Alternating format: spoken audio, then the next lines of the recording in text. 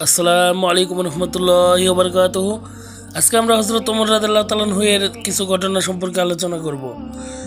একদিন নবী করিম সাল্লাল্লাহু আলাইহি সাল্লাম আল্লাহর কাছে দোয়া করলেন, হে আল্লাহ, তুমি দুই ওমর ইবনুল খাত্তাব অথবা আমর ইবনে হিশাম এই দুইজনের একজনকে দ্বারা ইসলামকে শক্তিশালী করো। ইসলামের চরম শত্রু ওমর ইবনুল খাত্তাব রাসূলুল্লাহ সাল্লাল্লাহু আলাইহি সাল্লামের উদ্দেশ্যে কাবায় গেলেন। তার সামনে রাসূলুল্লাহ সাল্লাল্লাহু আলাইহি সাল্লাম সূরা হজ তিলাওয়াত করছিলেন। উমর ছিলেন তার পিছনেই। কোরআনের অপূর্ব ভাষা ও অলৌকিকতা তাকে মেঘাচ্ছন্ন করলো। তিনি মনে মনে ভাবলেন, কুরাইশরা যে একে কবি বলেছে তা তো ঠিকই। তখনই রাসূলুল্লাহ সাল্লাল্লাহু আলাইহি সাল্লাম পাঠ করলেন, নিশ্চয় এই কোরআন এক সম্মানিত রাসূলের বাহিত বার্তা। এটা কোনো কবির রচনা নয়। তোমরা অল্পই বিশ্বাস করে থাকে। তখন তার মনে হলো যে কবি না হলেও নিশ্চয়ই উনি জাদুকর। তখনই রাসূলুল্লাহ সাল্লাল্লাহু আলাইহি সাল্লাম পাঠ করলেন, এটা কোনো জাদুকর বা গণকের কথাও না, এটা জগৎ সময়ের প্রতিপালকের নিকট হতে অবতীর্ণ।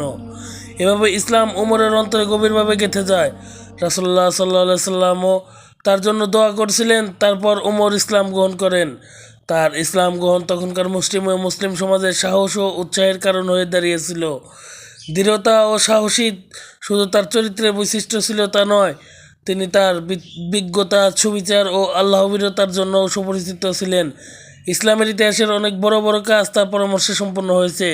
তার জীবন ছিল রাসূলুল্লাহ সাল্লাল্লাহু আলাইহি সাল্লামের জীবনেরই অংশবিশেষ। সকল যুদ্ধে তিনি অংশগ্রহণ করেন। বড় বড় সব কিছুতেই তিনি রাসূলের সাথে ছিলেন। রাসূলুল্লাহ সাল্লাল্লাহু আলাইহি সাল্লামের মৃত্যুর পর আবু বকর রাদিয়াল্লাহু তাআলা আনহুকে খলিফা নির্বাচিত করার ব্যাপারে তার গুরুত্বপূর্ণ ভূমিকা ছিল। আবু বকরের খিলাফতের সময়ও তিনি ছিলেন তার পরামর্শদাতা ও সাহায্যকারী। কুরআন সংকলনের ব্যাপারে উদ্যোগ নিতে তিনি আবু বকর রাদিয়াল্লাহু তাআলা আনহুকে রাজি করান। পরবর্তীতে আবু বকর রাদিয়াল্লাহু তাআলা আনহু তাকে খলিফা নির্বাচিত করে যান। তিনি তার খিলাফতকালে বহু গুরুত্বপূর্ণ পদক্ষেপ নিয়েছিলেন।